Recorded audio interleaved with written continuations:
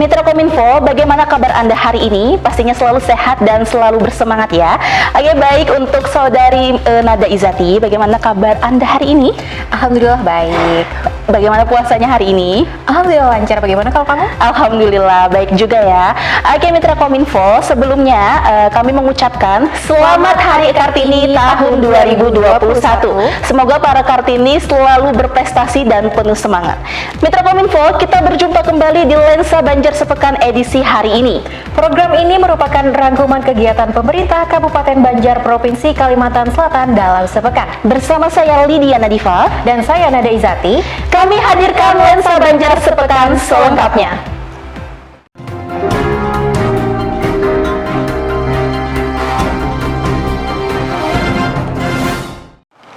Mitra Kominfo, Ketua Tim Penggerak PKK Kabupaten Banjar melalui inovasi Gitaku Peduli dan para donatur serahkan bantuan kepada masyarakat terdampak banjir di Kecamatan Martapura Barat. Adapun bantuan yang diberikan berupa paket sembako, kuota internet, alat gosok gigi, serta peralatan memasak bagi pedagang yang terdampak banjir.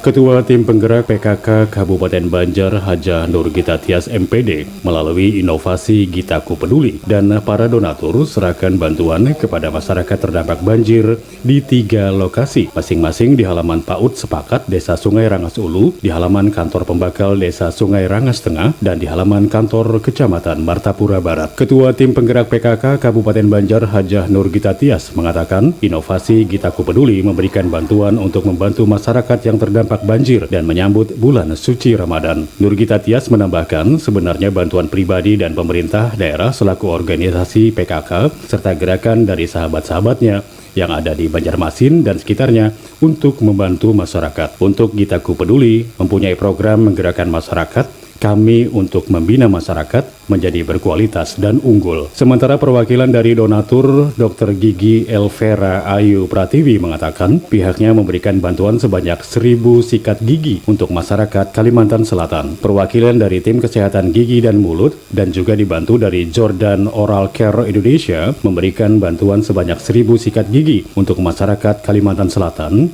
untuk lebih mengedukasi pentingnya menjaga kebersihan gigi dan mulut. Total bantuan yang diberikan berupa paket sembako, kuota internet, alat gosok gigi, serta peralatan memasak kepada pedagang yang terdampak banjir diserahkan secara simbolis oleh Ketua Tim Penggerak PKK Kabupaten Banjar Hajah Nurgita Tias MPD. Dalam kesempatan tersebut juga diserahkan piagam penghargaan dari pemerintah Kabupaten Banjar kepada para donatur dan juga sosialisasi tentang cara menggosok gigi yang baik oleh perwakilan donatur Dr. Gigi Ella Minati Putri.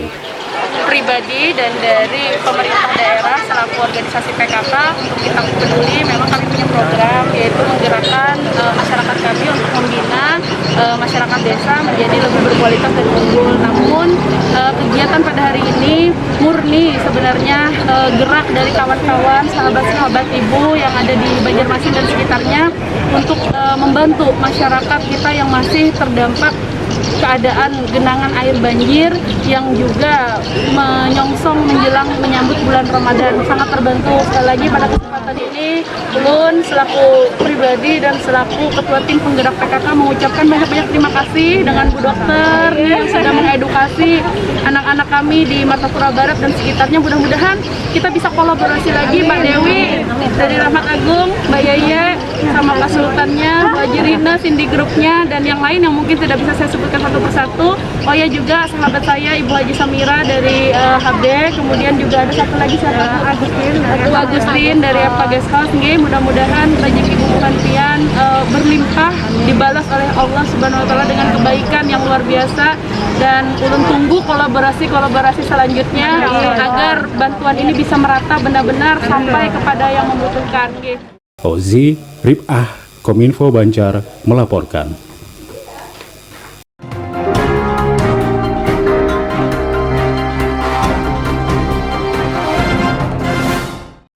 Mitra Kominfo, Ketua Tim Penggerak PKK Kabupaten Banjar bersama pengurus PKK panen sayur di lahan Demplot bersama kelompok wanita tani di Desa Simpang 4, Kecamatan Simpang 4, Kabupaten Banjar. Syukuran panen sayuran pada lahan Demplot ini guna memotivasi masyarakat agar aktif dalam mengembangkan lahan di lingkungan tempat tinggal mereka.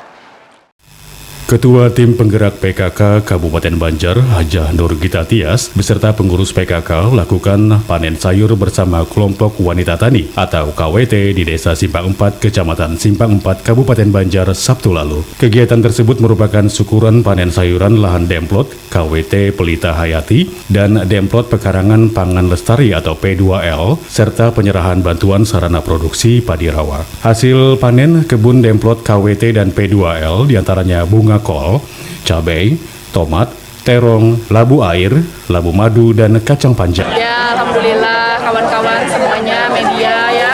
Untuk tim penggerak PKK Kabupaten Banjar sendiri sebenarnya tidak dibawa kemana-mana, hanya saja akan dirangkum dan diharmoniskan, disinergikan di dalam gerakan bina masyarakat desa berkualitas dan unggul. Jadi tidak ada sebenarnya pemetaan tempat, semua desa tadi juga lebih-lebih Cintapuri, Simpang 4, dan ada 10 ya Pak ya yang mendapatkan bantuan untuk di bidang pertanian.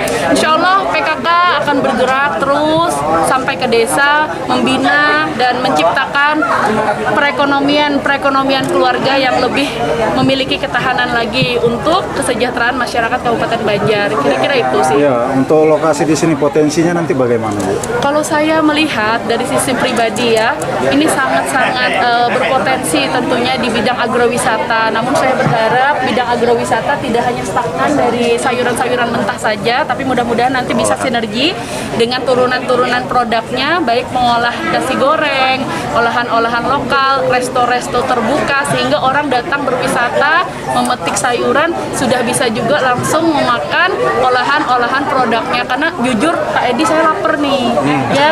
Jadi harusnya di kebun ini harus ada saung ya, saung sederhana untuk disiapkan ibu-ibu yang pandai memasak untuk menjual masakan-masakan unggulannya. Kopi Pengaron juga bisa hadir di sini. Kemudian juga salah satunya saya tadi minta dengan kawan-kawan yang bergerak di bidang perusahaan agar bisa membantu CSR-nya di sini untuk bukan hanya membangunkan toilet, tapi juga membangunkan salah satu display untuk mereka mendisplay produk-produk olahan-olahan makanan maupun merchandise agar bisa dipasarkan kepada orang yang datang sebagai kenang-kenangan gitu loh. Kalau mereka sudah hadir dan datang ke tempat agrowisata ini, baik bantal, boneka yang bentuknya lombok atau bentuknya tomat gitu ya, itu juga bisa untuk wahana edukasi putra-putri kita. Begitu, saya harapannya begitu sih, strategisnya begitu, jangan harga sayurnya yang dinaikkan. Sudah diberikan komitmen oleh Ibu Bupati bahwa ini kan titik awal sebenarnya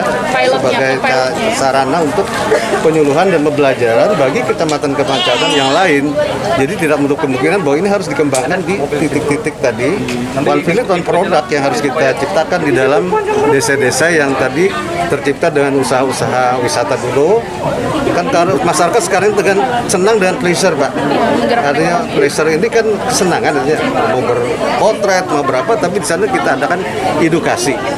Baik di sektor pertanian tadi, pembelajaran, kemudian ada pengolahan hasil, kemudian ada dari budidaya, sampai nanti kepada pemasaran. Tim Liputan Kominfo Banjar.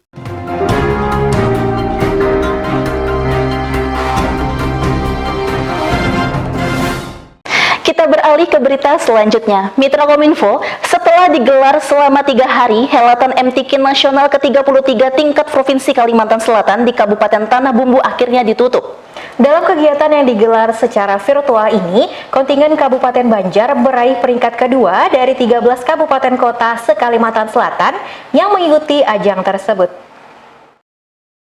Setelah digelar dari 7 sampai 9 April 2021, Helatan Musabakah Tilawatil Quran atau MTQ Nasional ke-33 tingkat Provinsi Kalimantan Selatan di Kabupaten Tanah Bumbu akhirnya selesai. Ditutup secara langsung oleh penjabat Gubernur Kalimantan Selatan Sabrizal ZA di halaman Masjid Agung Al-Falah, Desa Guntung Antasari, Kecamatan Simpang 4, Kabupaten Tanah Bumbu. PJ Gubernur Kalimantan Selatan Sabrizal mengucapkan terima kasih atas partisipasi para kafilah dan mengukir prestasi di gelaran MTQ di Tanah Bumbu tersebut, meski terpaksa digelar secara virtual. Sementara itu, di Comment Center Barokah Martapura, menyaksikan secara virtual Ketua LPTQ Banjar Haji Masruri beserta pengurus, Kepala Kantor Kemenak Banjar Haji Najwanor, Kabakesra Seda Banjar Sawian, dan Nuria Koriah MTQ yang meraih predikat juara 1 dan juara favorit.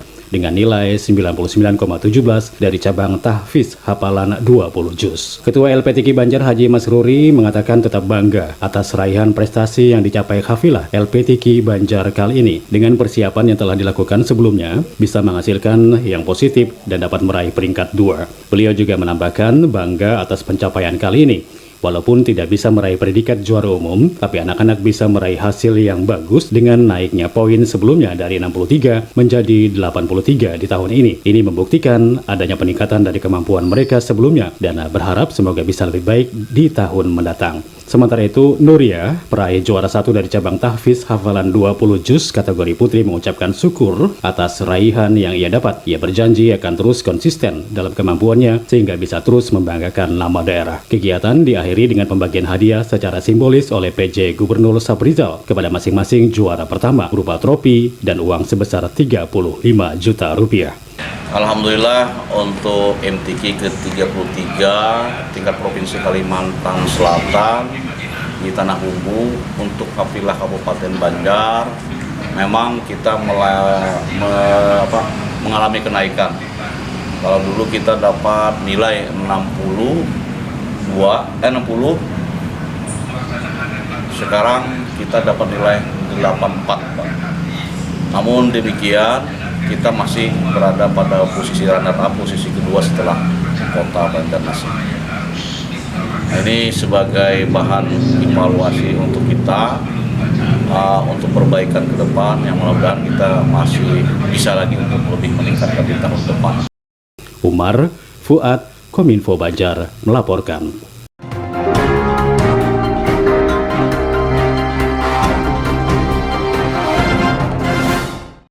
Mitra Kominfo, Bank Kalsel bersama SKPD Kecamatan dan Kelurahan lingkup pemerintah Kabupaten Banjar melakukan gathering terkait pelaksanaan SP2D online, transaksi non-tunai, dan cash management system.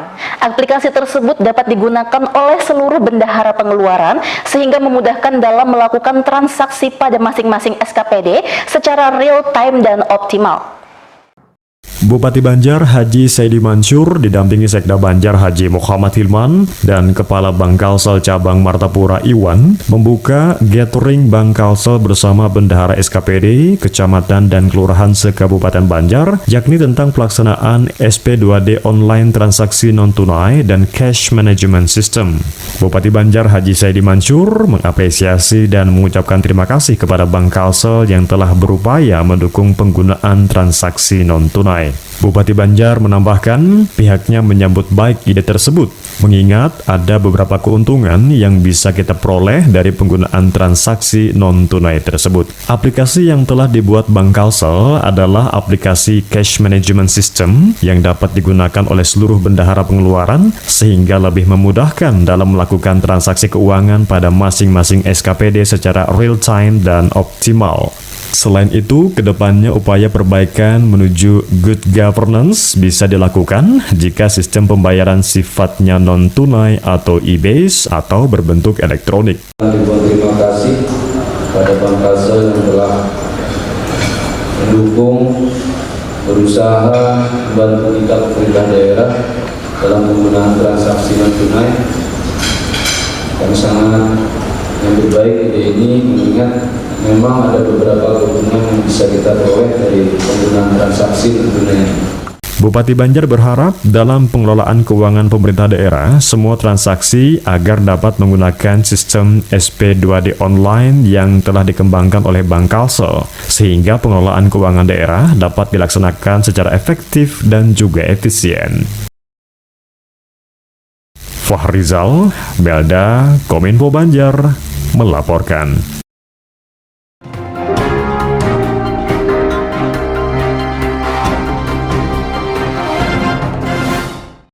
Mitra Kominfo, Dinas Kominfo Statistik dan Persandian Kabupaten Banjar menggelar pertemuan dengan Dinas Perpustakaan dan Kearsipan terkait aplikasi Sistem Informasi Kearsipan Dinamis Terintegrasi atau Srikandi.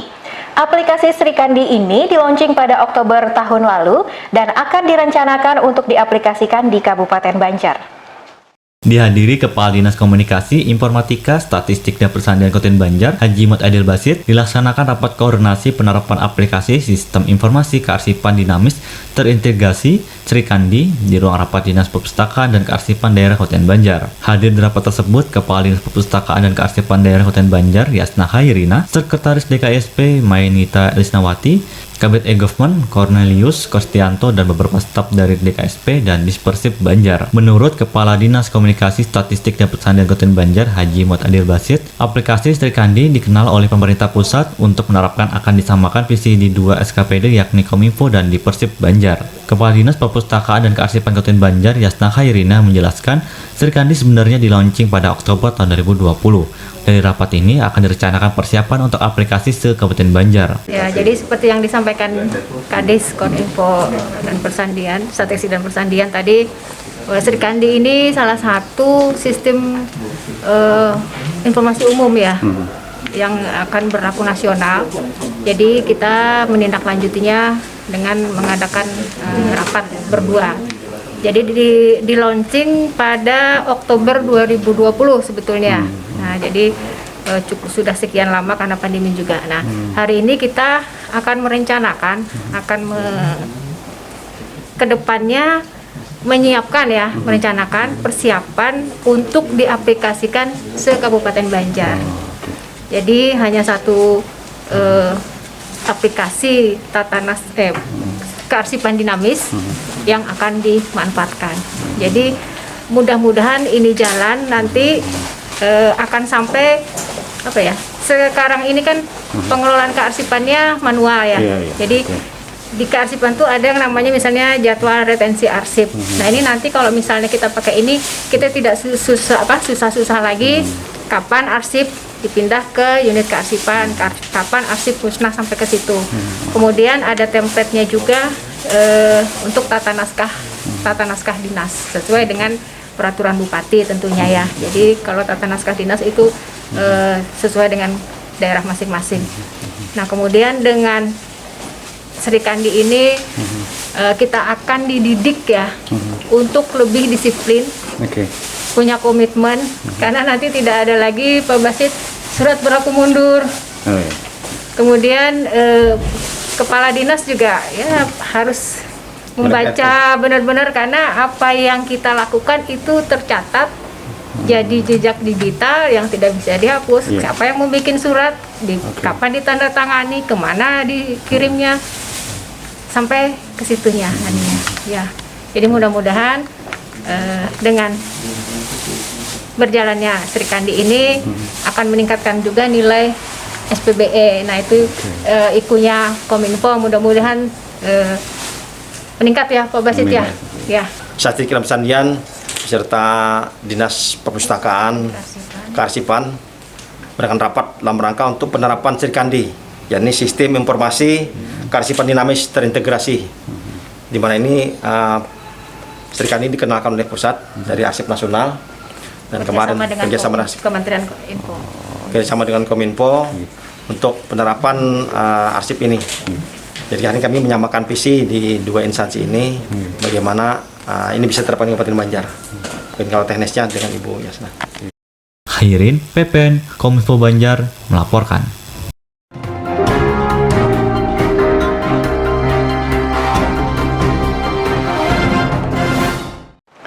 Mitra Kominfo, Presiden Joko Widodo meminta para kepala daerah bekerja dengan cepat dan terarah saat membuka rapat koordinasi kepala daerah seluruh provinsi, kabupaten, dan kota tahun 2021 via video conference. Presiden juga menginstruksi kepala daerah dan juga wakil kepala daerah hasil pilkada serentak untuk membuat kebijakan yang fokus dengan skala prioritas yang jelas. Presiden Republik Indonesia Joko Widodo meminta para kepala daerah untuk bekerja dengan cepat dan terarah. Hal tersebut disampaikannya saat membuka rapat koordinasi kepala daerah seluruh provinsi, kabupaten, dan kota tahun 2021 via video conference. Bupati Banjar Haji Saidi Mansur, Wakil Bupati Banjar Haji Said Idrus Al-Habsyi, dan jajaran Forkopimda Banjar mengikuti arahan Presiden melalui video conference di Mahligai Sultan Adam Martapura. Presiden Joko Widodo memberikan arahan kepada kepala daerah dan wakil kepala daerah hasil pilkada serentak untuk membuat kebijakan yang fokus dengan skala prioritas yang jelas. Inovasi, kecepatan, dan ketepatan sangat dibutuhkan. Bapak, Ibu, dan saudara-saudara yang telah dilantik sebagai gubernur, wakil gubernur, sebagai bupati, wakil bupati, serta sebagai wali kota dan wakil wali kota. Tadi saya mendapatkan laporan dari Mendagri bahwa hari ini ada petahana 114 dan yang baru 255. Buat 1, 2, atau 3 saja kegiatan besar yang anggarannya dikonsentrasikan ke sana sehingga hasilnya bisa dilihat, dirasakan manfaatnya oleh masyarakat. Jokowi juga menegaskan untuk memprioritaskan pencegahan penyebaran COVID-19 dalam percepatan recovery kesehatan dan recovery ekonomi. Pencegahan COVID-19 menurut Presiden harus menjadi prioritas. Penanganan pasien yang terkena kasus COVID-19 harus dilakukan secara konsisten. Seperti diketahui, pemberlakuan pembatasan kegiatan masyarakat atau PPKM Mikro sedang dilaksanakan di berbagai wilayah di Indonesia. Karena dikhawatirkan memasuki bulan Ramadan akan sering terjadi kerumunan seperti kegiatan buka bersama dan mudik lebaran. Untuk masyarakat Kabupaten Banjar yang melaksanakan ibadah di bulan Ramadan pun diberikan imbauan untuk tetap mematuhi protokol kesehatan untuk mencegah penyebaran COVID-19. Umar Inka, Kominfo Banjar, melaporkan.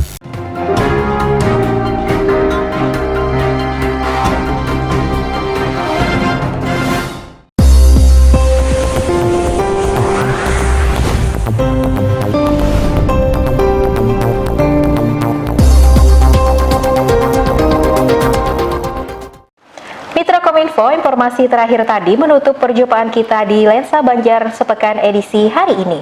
Mewakili kerabat kerja yang bertugas, saya Nada Izati dan saya Lydia Nadifa mengucapkan terima kasih atas perhatian dan kebersamaan Anda. Jangan lupa untuk selalu menerapkan 5M, yaitu memakai masker, menjaga jarak, mencuci tangan dengan sabun di air yang mengalir, menjauhi kerumunan, dan mengurangi mobilitas.